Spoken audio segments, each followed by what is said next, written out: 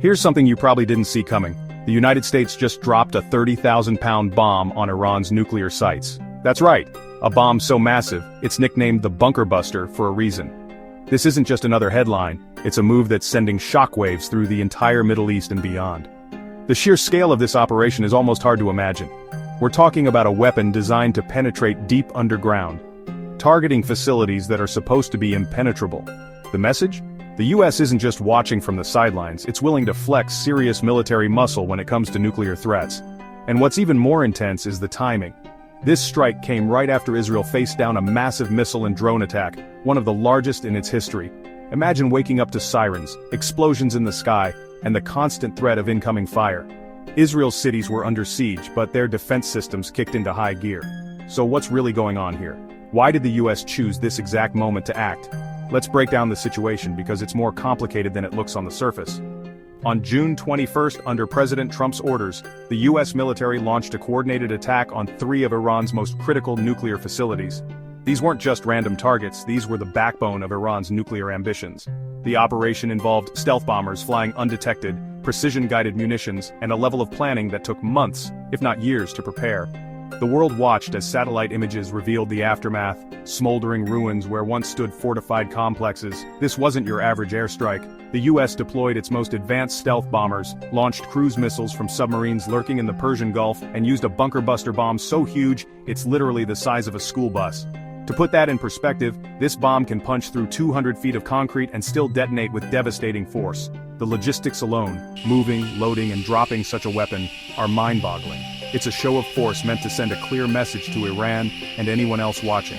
But here's where things get even more interesting.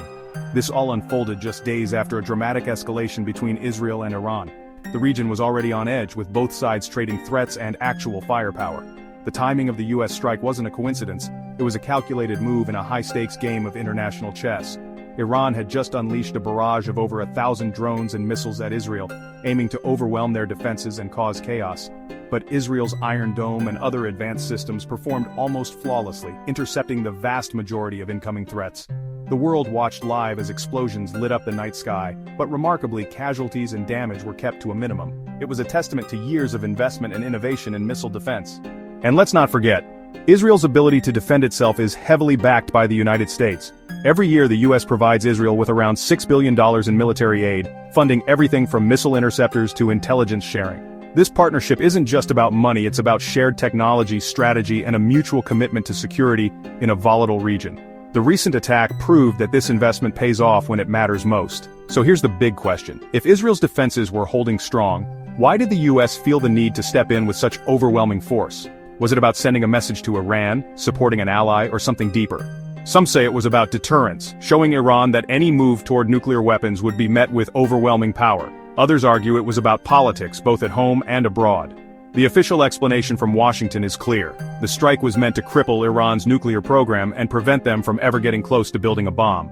Intelligence reports suggest the attack set Iran's program back by years, destroying key infrastructure and research labs. But behind the scenes, there's debate about how effective this really was, and whether it's just a temporary setback. Critics, however, aren't buying the official story. They argue that the US acted as a proxy for Israel, stepping in to finish what Israel started, even though Israel was already managing the threat. Some see this as the US being pulled into a regional conflict, risking escalation and blowback. The debate is raging on cable news, in think tanks, and on the streets. Meanwhile, lawmakers in Congress are raising tough questions. Was this strike even legal under US or international law? Did the president have the authority to launch such a massive attack without broader approval? These are questions that could shape US foreign policy for years to come, and it's not just an American debate. Around the world, US allies and rivals alike are watching nervously. There's real fear that this could spiral into a much larger war, drawing in more countries and destabilizing the entire region. The United Nations is calling for restraint, while ordinary people everywhere are glued to their screens, hoping things don't get worse. So, at the end of the day, we have to ask, was this about protecting global security? Or was it about taking sides in a conflict that's been simmering for decades? Is the US acting as a true world leader, or is it being pulled into someone else's fight? The answer isn't simple, and it's up to all of us to keep asking questions and demanding accountability. What do you think? Is the US a puppet, a partner, or a power player in its own right?